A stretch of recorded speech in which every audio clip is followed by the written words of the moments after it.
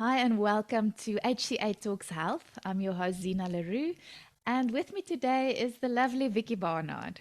So, Vicky is a practicing health coach, and she's an HCA graduate in the middle of who knows where. So, somewhere in the middle of nowhere. And somehow she has still managed to be fully booked. So, this sounds like a really interesting story, Vicky. So, firstly, welcome. But please tell us more about your journey to getting to where you are today.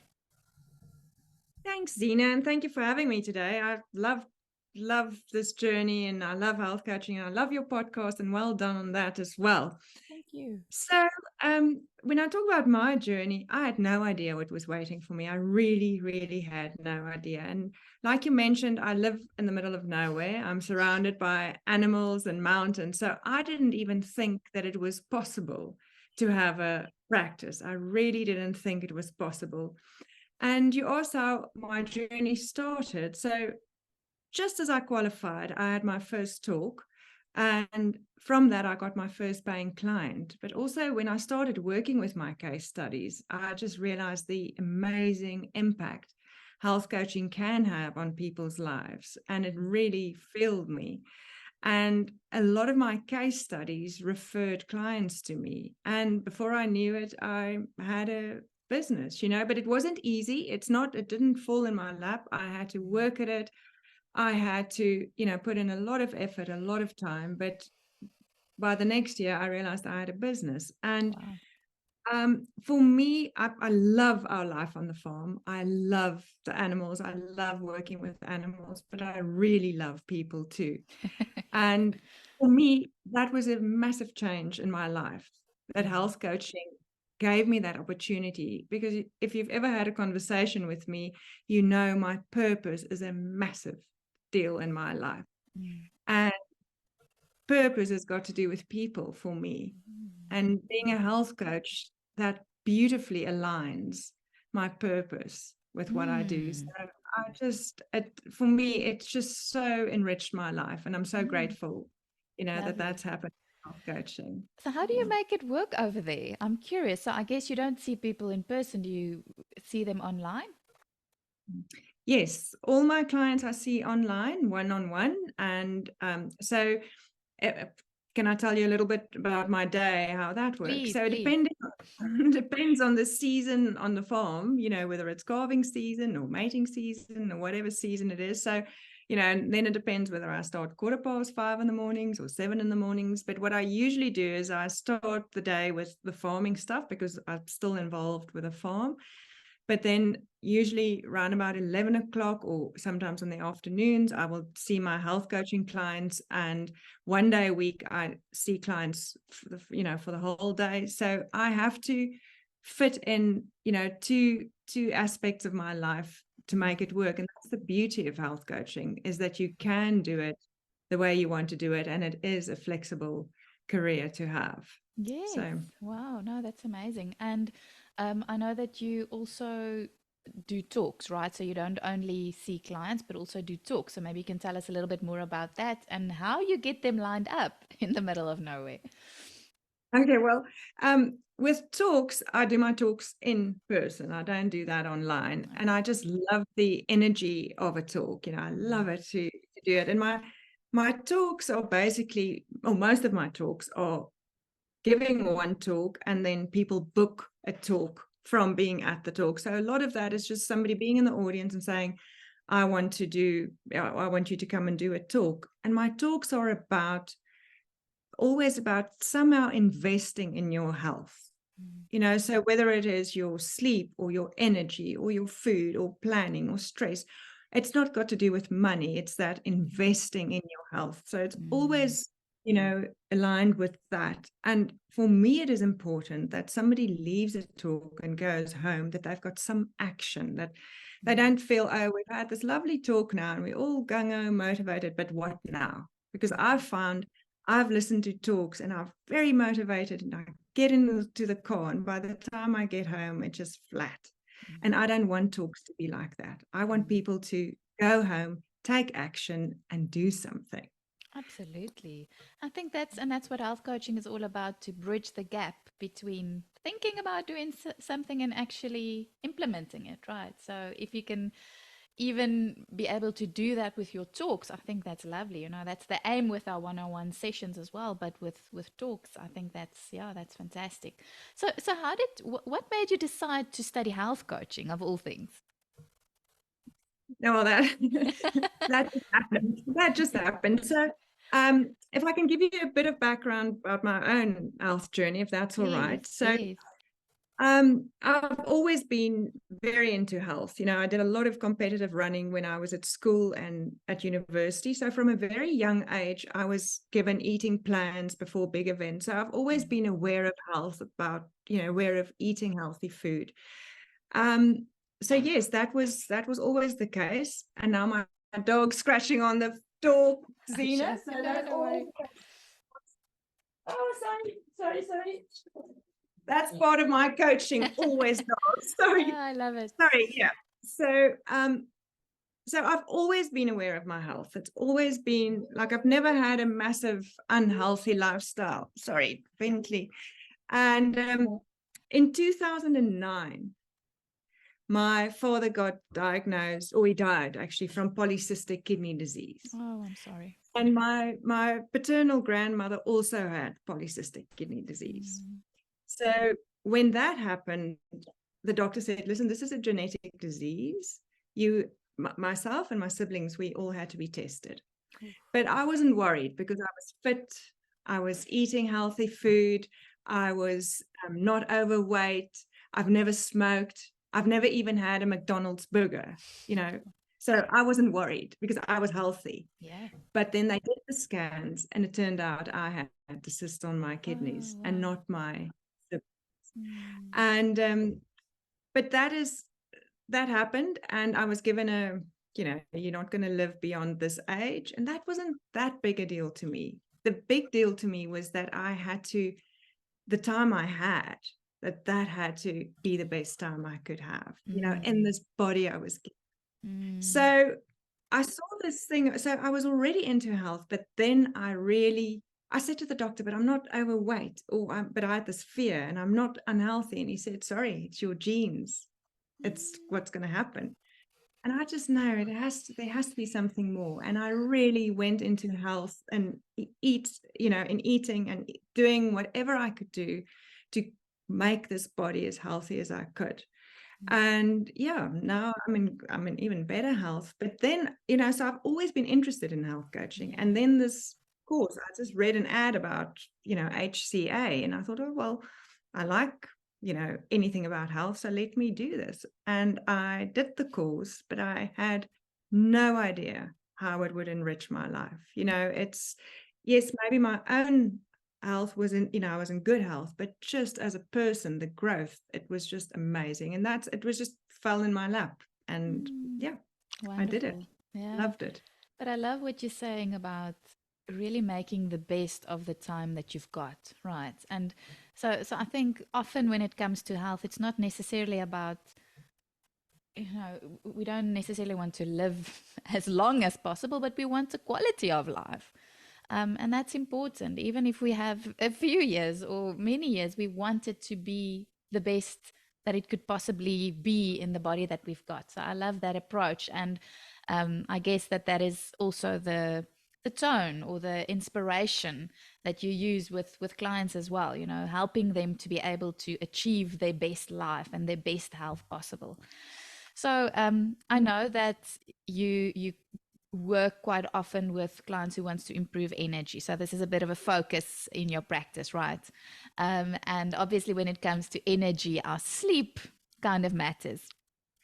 So I've read the one testimonial and I find it so inspiring where you received a message from a client who said, I slept for 9 hours and I feel fantastic. But before then, the client told you that he or she will never be able to sleep even 7 hours a night, right?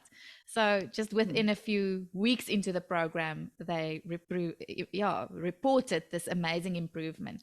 So tell us more about that. How do you support clients to improve sleep? Because I know this is something that many clients struggle with, and I guess most of us can actually do with a bit more or better quality sleep. So tell us more about that. Okay, so when it comes to energy, I know I'm a pain, but it's a big deal to me because I feel if you don't have energy, then you can't expect to eat healthy or cook healthy meals. You just do tired. You can't expect to exercise. You can't expect to prioritize your health. And also, I'll talk about weight a bit later, but energy was a big thing because I saw in my dad how tired he became. So I never wanted to lose that energy. You know, my dad was this amazing, energetic man, and it drained him. It drained him. And I never wanted that. So people will come to me and say, oh, you know, so-and-so said it's normal to be tired. It's my age, or it's this. It's not normal to be tired. It's common, but it's not normal. Yes. So if I want to know how somebody's doing, I don't ask them, you know, somebody close, I don't ask them, how are you, Zena? I say, how are you sleeping? Because that to me really, It you matters. know, Yeah.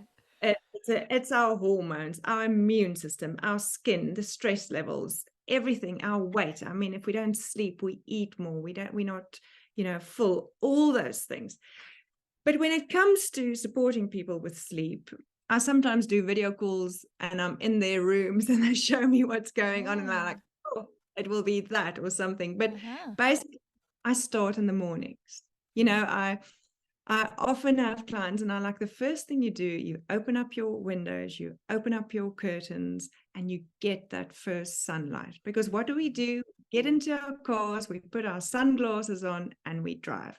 And so many people say, yes, when I'm outside, I'm running or I'm walking, but we do it with our sunglasses on. So the first thing, sleep starts in the morning. So I always say, get that light, take your sunglasses off, just get that morning light because that helps us with our whole circadian rhythm and sets us for the day. And then a big thing, especially now when in winter or in summer, you know, in Europe, the room temperature is so important. I always say try to aim for between 16 and 19 degrees. And especially in winter, we heat our rooms too much, you know. And I mean, if I work with clients, I know what they sleep in, you know, everything, just to make sure it's the right temperature, it's good, and it makes a difference. Yeah.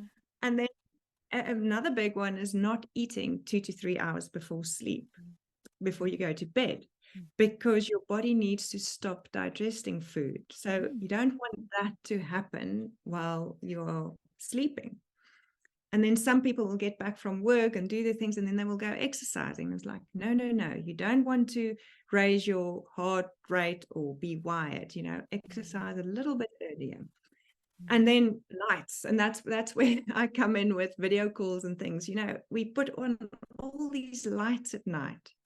We need to go with what happens in nature. So at least an hour before you go to bed, dim the lights, you know, get a bit romantic. So we need to release that melatonin. And that's so important to set the tone for your brain to realize we're going into night, because it's, you know, we have these bright lights and then suddenly you have to sleep. You know, your brain can't work like that.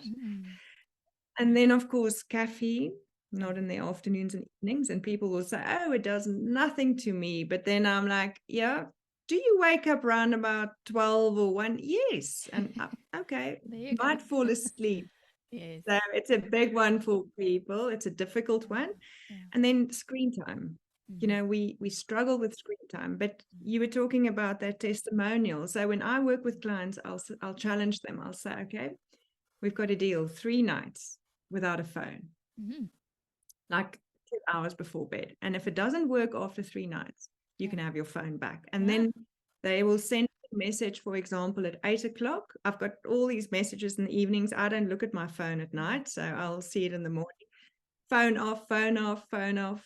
And then after 3 nights, I haven't had a single client who said, okay, it didn't work. It just makes such a difference. But they have to commit to the 3 nights and then That's how we get into just start. So it depends on the person again, what's keeping that person from sleeping. Those are just a few tips, but I will say, okay, Zena, tell me, what time do you go to bed? Tell me what happens from 8 o'clock till 10 o'clock or whatever, So I really go into the person and find out what's going on, what's keeping them awake. I love that. And I guess that's part of the power of health coaching, to really to listen out for what's showing up for them, right? And to support them, meeting them where they are at. But you're so right. So it's really about getting that balance between the cortisol and the melatonin. We need our cortisol in the morning. So the bright lights are important to get us going and get that motivation going. But then we need to start releasing the melatonin at night to become more sleepy. So I agree completely. And I know what it feels like when I did not have a good night's sleep. It impacts everything. But yes, also our decisions that we make around food, we need those fast releasing sugars and carbohydrates to give us some energy the next day, right? So this definitely also impacts our eating the next day. So when we're thinking about eating, so yes, definitely sleep impacts our choices. But what I know you also do when you work with clients, it's not just about the science of food, right? But it's also the psychology of food. So, yes, we need to take other elements into consideration, like sleep and mood and all of those things. But what are your thoughts around the psychology of food? So, tell us more about that and why both elements matter. So, yes, the science of food matter, but also the psychology. So, just tell us a bit more about that. Yeah, no, you're totally right. So that's why, you look at the client and you totally what you said, it's health coaching, it's the individual. So whatever the need. So when it comes to food, I'm in absolute awe of nature and everything nature offers us to support our health. And I think that is so, so important because food impacts every function in our body and we need to understand it. But it's easy, we can Google it, but health coaching just helps clients to understand where they need to improve it, because we can listen and see things from a different perspective compared to when you're in it and you cannot see it. So to me, it's the whole impact of food is a big, on your mental health, all these things. You had that great podcast with what's his name, Patrick. I'm looking at the book, and it's all about those things, and it's amazing. But when it comes to the psychology of food, to me, that is a very, very big thing because our health is a very personal journey. I always say what works for you is not going to work for your mother or your sister. It's very, very personal. And we all have a relationship with food, but sometimes that relationship is quite complex. Yeah. And we have to look at that relationship. And when it comes to food, there's history, there's emotions, there's culture. And what I mean by that, with the history, people will say to me, and it was maybe in my case too, my parents and siblings are all overweight. So it's our genes, it's just the way it is. And then I say, okay, let's look at what your parents eat. Let's look at what your siblings eat. And then I can say, yes, genes, it's 5%. Yes, it's there. But, you can do so much more. So it's the history. And then it's the emotions. I've got clients and I've got one now who specifically said to me, every afternoon she has a peanut butter sandwich because her grandmother used to make a peanut butter sandwich for her after school. So for her, that's a comfort. So we have to work through that peanut butter sandwich and find something else to comfort her. So it's those emotions. And then it's just being aware of it. And I will always ask somebody, whatever, the struggle is with weight, I will say to them, when did it start? And they always can tell me when. I will say, when did you become aware of your weight? And they will say to me, when I moved schools from a girls' school to a co-ed school, or when I went to primary school. There's always something. I had a client recently who said to me, she was 9 years old, it was her birthday, and her grandfather made a comment about her weight and eating the cake. 4 decades later, she got the opportunity to tell me that. And she thought it's not a big deal, but she's been carrying that with her and it is a big deal. For Yes. her, it was a big deal. So it's all those emotions, that food brings, and we have to work through those emotions. And food is a relationship, and we have to pay attention to that relationship. And I work with a lot of male clients. About 50% of my practice is male, and they have so much pressure on a cultural aspect. It's a strange thing with men. I find there's a lot of peer pressure, but they think they have to eat in a certain way. People expect them to eat or drink in a certain way. So it's all those things, and you have to look at that. So you have to have a happy, healthy relationship with food. And that is why it's so important to look at that aspect and not just think, oh, well, we can only look at what you put into your mouth. It's so much more complex than that. Yes. And personally, I told you about my father and my grandmother. They were both overweight. So for years and years and years, I had a fear of being overweight. So I had a fear of food in a way, not an eating disorder, but I had a fear that I will go, because I thought if I'm overweight and I'm going to have high blood pressure, then I'm going to die, because that's what happened to them. So because I understand what food can do, I understand what my clients go through, and we have to look at those things. And it's just, people eat and they feel guilty. And to me, men, I thought it was only women who felt guilty about food. Men have major guilt when it comes to food. And to get through that guilt, and even things like just we punish ourselves, we think we've eaten this, so now we must starve ourselves or we must exercise. But getting to the cause, the root of all this, and seeing clients discover it, just really, really, it's like a release, and it's like they feel lighter. And often clients will say to me, I feel lighter. And it's got nothing to do with weight. It's just that light, that feeling. Absolutely. Oh, I love that. And I think it's so empowering, because isn't it sad how food is this, actually it's such a beautiful, nourishing, wholesome part of our lives, that then often it's complicated with emotions like guilt and shame and all of the things you've mentioned. But it's this lovely thing that gives us energy and fuel to be alive. So if we can change our mindsets around that, then like you say, it could be very empowering, and it could change everything. But I hear where it's definitely, we're not going to be able to support our clients fully when we just give them a nutrition plan. That's not what it's all about. Just give them the plan and tell them good luck. That's not where the breakthroughs often lie. It's like you're explaining to us. It's there's lots of other elements. It's often much more complex. So You're so right there. And that's the difference with health coaching. You can get an eating plan off the internet. You can go and see somebody, they can give you an eating plan. But that is not the only thing people, need. And it's like, and people will say to me, oh, I cheated, or, this was a treat. And to get them to understand, when I'm finished with clients, they think healthy food, they know healthy food is a treat. It's a gift.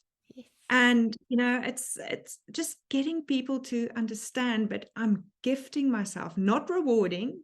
There's a big difference, but it's a gift. And I've been given nature to enjoy. So, and when they realize that, and that is health coaching, you're so right that it's not just giving an eating plan, it's getting to the root of what's going on. Yeah. So I know that you feel quite strongly about how health coaching has the potential to change lives. So is that what you feel, why that is? Or is there anything that you want to add to that in terms of why health coaching has the potential to change lives? how much time do you have? So for me, I so believe it that we live inside a miracle. We live inside a miracle. And think about it, when a baby is born, it's like, oh, it's this amazing miracle. I've got a friend now who's pregnant, and it's just thank you for this miracle. And then we grow up and we forget it. We forget that we live inside a miracle. So for me, health coaching is a way for people to rediscover that again, to feel that I live inside a miracle. And yes, I do believe health coaching can change lives, because I had a client this week, and he went to the doctor, and the doctor said to him, listen, chap, you're not going to see your children finish school. Sure. His boys. He said, they just gone into high school. He said, it's not, if you carry on this way, it's not going to happen. You need to drastically make lifestyle changes. And he came to me, and he's lost weight. He's got so much energy, and he's just so much healthier. And he said his marriage is so much better because he feels better in his body. He's got more confidence. He said he used to break his wife down, criticize her because he was feeling terrible. So his marriage is better. He said for the first time in a decade, he can play with his sons. He can kick a ball with his sons. He said when he used to go and watch them play rugby, he had to sit in the vehicle because he couldn't stand up. Now he says he's running up like a crazy father, shouting for his boys. He says his work, he's getting more hands-on, or he is more hands-on in his work. He says so his employees are more motivated, and his doctor is happy. So yes, it really, really changes lives. And it's in his case, it was working with a doctor to support his health. I mean, he's got all the medicine, he's reduced his medicine, the doctor reduced his medicine tremendously, but his life has changed. He had, and the one thing he said to me the other day when I saw him, I said to him, did you think it was possible? He said, no. He said, but Vicky, thought it was possible. He said, and he thought, I'm an honest person. I won't lie to him. Wow, lovely. And so he said the whole time he didn't think it was possible, but the only thing that kept him going was the fact that I thought it was possible. So yes, I think as health coaches, we know what is possible. And yes, I think it's just believing in the process and believing what clients can do. And I can't do it for them. I cannot do it for them. They have to do it themselves. And I always say, clients don't really care about how much you know. They care about how much you care. Yes. Oh, that's nice. I love it. And yes, you need to know something, but we'll often think, oh, we don't know enough. And to be honest, I've had clients where I'm like, I don't know. I will find out, but I don't know the answer to this specific answer or question. But it's more important to them that I care, and they trust me for that I care enough to find out, that I care enough to support them. And that's what they need. And that's what I'm incredibly proud of my clients, because they are the ones who put in the work. They are the ones who do the work, and are committed. And I mean, I've got another client, just going back to the sleep. She said to me when I started with her, she doesn't have 8 hours a night. She cannot sleep. And the thing is, just doing that, going through the sleep hygiene, doing all that stuff, she had to do major work. And she says her productivity has gone up so much, and she says she's a nicer mother. She's a nicer partner. She's a nicer person. So whatever you do as a health coach, yes, those people's lives change for the better. Hopefully, I believe Absolutely. that. Yeah. And it's not rocket science. It's like just doing what we were taught to do and caring. Yes, absolutely. And what I think, it's you're so spot on with, there's so much info out there. Like you said, we can get anything on the internet nowadays. But something that is missing in most of our lives is No, someone who listens to us, right? Or someone who really cares and believes in us, right? So I think that's so spot on. It's really not about how much you know, but if you care and if you listen, you're doing a lot for your clients. So yeah, that's so beautiful. But also something else you mentioned was how our health it's not isolated, as you've been explaining. It's not just about the nutrition and the exercise and all of that. It impacts everything, like you said, our productivity, our relationships, our our moods, all of that, our mindset. So it's so important and such a great reminder that it's not just this one small area that we need to focus on. It's really impacting everything. So yeah, Mm. I love that.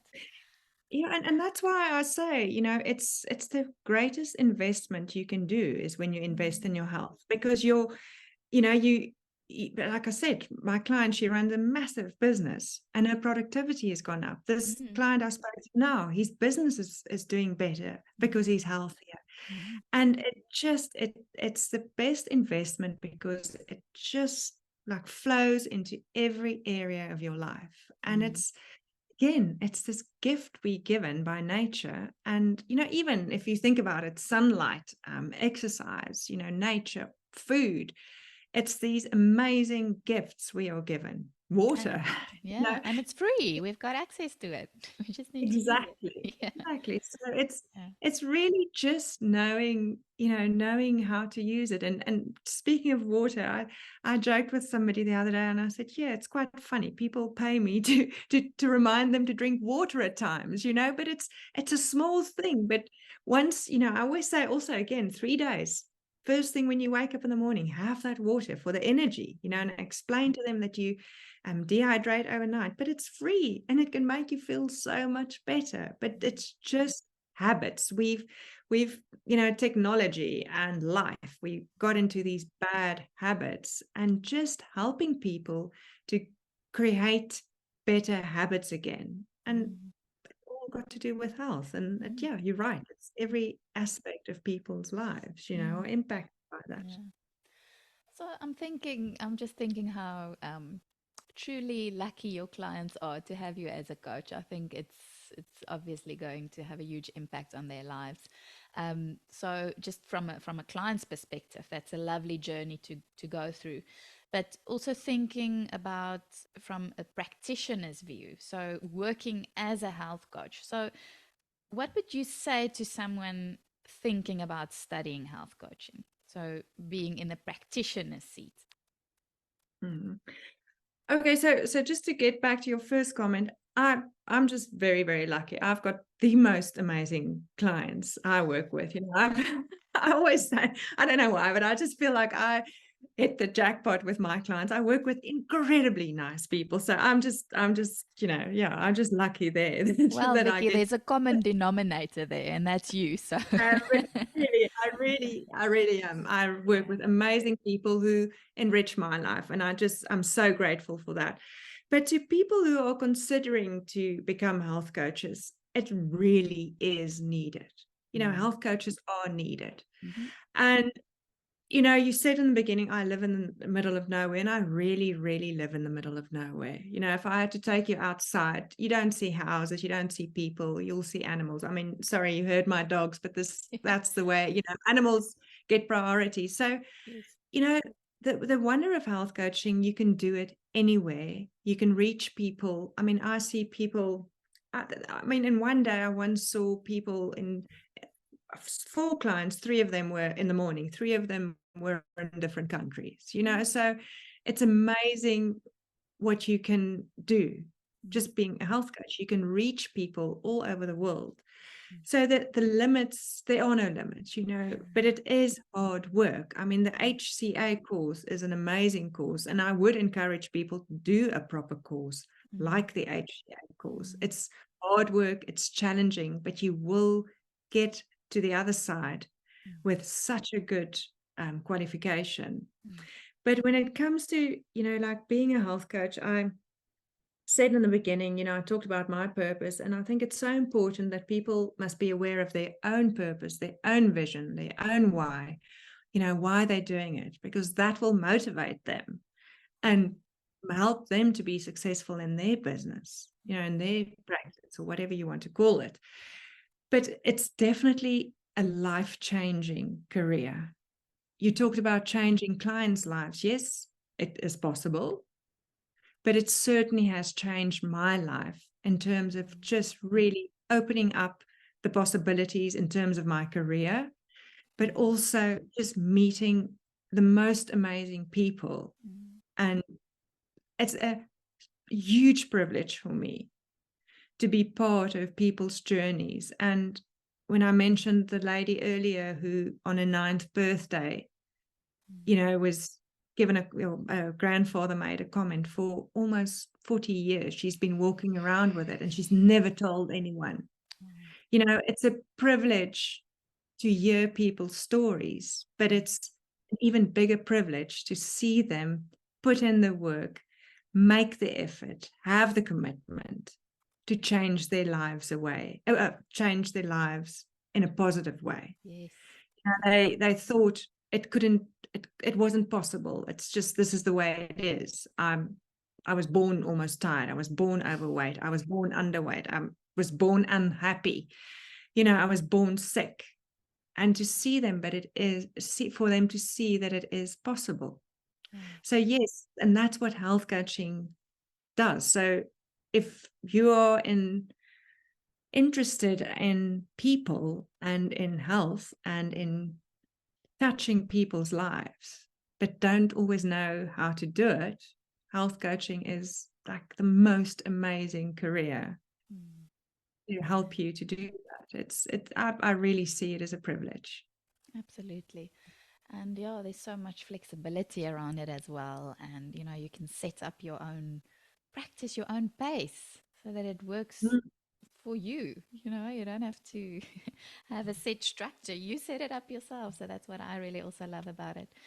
Yeah, so thank you, Vicky. It's really, really enlightening to see how you build your own practice and how you are supporting people to create health while you are fighting the odds in the middle of nowhere to do that. So, yeah, thank you. And thank you for sharing more on your own journey with us. And yeah, just all the best for your future endeavors. It was so enlightening to get an idea of how it could look and what is possible when it comes to a health coaching career. So just lastly, before we end off, where can the audience find out more about you?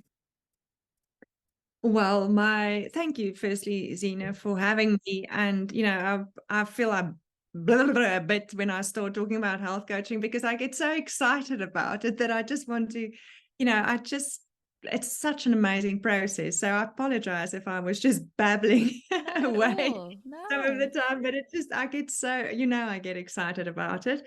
Well, my business is called Health as a Way of Life with Vicky B, but my website is www.healthcoaching. It's quite easy. healthcoaching.co.za. Yes. And I'm on social media, Vicky Barnard, health coach. And, so they can find me anywhere under, if they Google health coaching, and I've usually come up. So, but yeah, and if there are any health coaches out there, studying, do connect and do, see what it looks like. I often share testimonials, from my clients and things. I do a thing where questions often asked by my clients. So it's just a little bit of insight in the health coaching process. But yeah, but thank you so much for having me and for listening to all my excited It was sentiments. lovely. I enjoyed it so much. And thanks for taking out the time. I know you're busy, so really appreciate hearing from you and